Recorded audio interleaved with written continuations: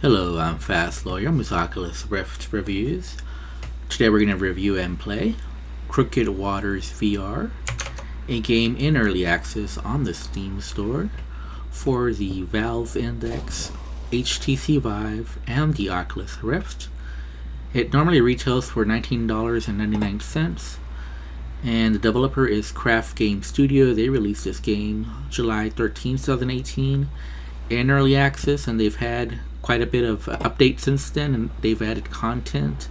They responded to some of the suggestions by the community. I got a free Steam key from the Steam Curator Connect program to review this game, and while I did enjoy this game, it's a very beautiful, beautiful game. I know some of you may look at polygon art and not think it can look good, but this is one of the polygon art games in VR that just is breathtaking. Very beautiful. Probably the most beautiful polygon art game in VR that I have ever played.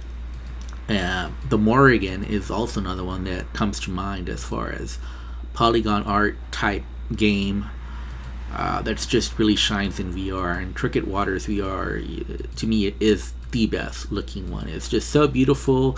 It's so peaceful and just zen-like to just sail around and not do much of anything. That's how I started the game.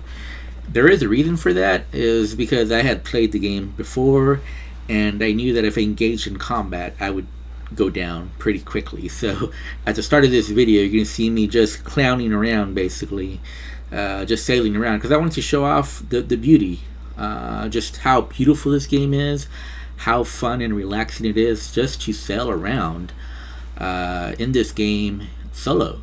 Obviously, this game is focused on multiplayer and co-op, and I only played this game solo, so my review is not complete. Unfortunately, I just don't have anyone to play online with, so I can't really comment on the online gameplay, other than I'll say this game is clearly focused on that aspect. As you can see, it's a little difficult to try to navigate the ship and also try to use the cannons. it can be a little bit too much, and I think that's one of the reasons why I go down so quickly. Once I go up against an enemy tower, they just sink my ship really quick, because I'm having to split my attention between navigating the ship and also trying to get the cannons ready to fire and try to find that perfect timing where I can fire on them, because you only have like a split second to do so. Obviously, when you're co-op, there's an added difficulty because you have to communicate well. You're navigating the ship, you have to know exactly how to move it to be in the best position to fire, and the person in the cannon has to tell you, okay, you're close, or or warn you of danger, stuff like that. Navigating the ship was a little intuitive, but also a little bit trickier than it may seem. It's not just simply steering the steering wheel. You do have to mess with the sails. That'll affect the speed, and you have to look at the wind. How strong is the wind? Where is it blowing? You have a little flag behind you, a little Jolly Roger behind you flag to let you know what's going on. Now, you also have some items, but I couldn't figure out exactly what they're for. You have a sword, and you have a musket, a little, handgun type musket, a little pistol, I guess, and I believe maybe you have a little packet that might be for the pellets for the musket, and also the powder. I couldn't get it to fire. I wasn't sure exactly how to do that. Unfortunately, for this game, there's not a tutorial, but there are quite a few settings to mess with, and as you'll see, I have full locomotion with smooth turning, so that has been added to the game. And I was moving just fine, and you can climb the ladder, to get a better view on the ship's is it called the mast? That you climb up and get a better view, and you can climb up to the very edge of your ship. You don't easily go into the water. I managed to do that. I wasn't sure exactly how, because sometimes I could jump into the water, other times I couldn't. I wasn't sure exactly what caused it. I do know if you're near an island, it's just easier to get off the ship.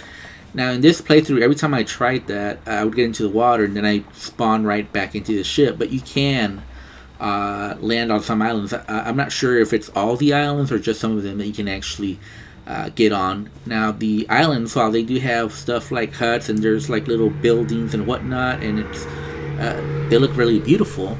They're basically dead. There were no people. No live animals. However, as you notice, there are fish that jump up from the water, and the water looks absolutely amazing. The way they make the sea look, really good. One of the best, if not the best. And the way the fish jump up just, again, looks great. But again, okay, but can I go fishing? Can I catch these fish? That would have been a really awesome addition to this game. If you could do something similar to that, like to feed your crew or whatnot, that would have been really cool. Same thing with going to the islands. It's really cool to go to the islands and explore, but if there's not a whole lot to do, I don't know what the point is. And as you can see, this is the conquest mode. There are several modes. Unfortunately, for single player, there's only 2 modes you can play. One of them is conquest, and the other is the arcade.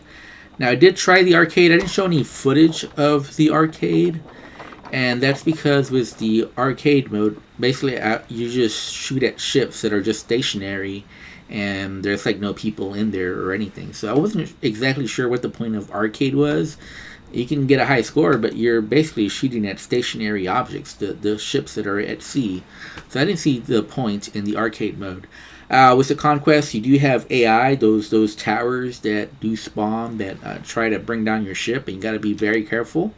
And obviously they're very tough. I haven't found a way to get them solo. And again, a lot of the difficulty is in trying to navigate your ship, and at the same time trying to man the cannons to bring down those towers.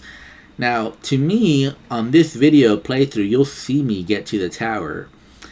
And when you see me get to the tower, I do shoot at the tower with my cannon, and it seems like I got a direct hit. But I couldn't see any indication that it actually hit the tower. So I was very confused. Now, I played before, and I did see the indication of the tower damage. Unfortunately, even if you get a direct hit, it just means that you made some damage, but you're more than likely having to shoot it several times, and meanwhile they're like shooting at you just constantly, and they can shoot you from seemingly anywhere that you go. So they're not limited by their cannon position, whereas you are. So you cannot move the cannon side to side. You can only move it forward and backward, and you can change the trajectory, but you can't move it side to side to help you as far as getting multiple shots off. I hope they change that, because I'd like to be able to be a little bit more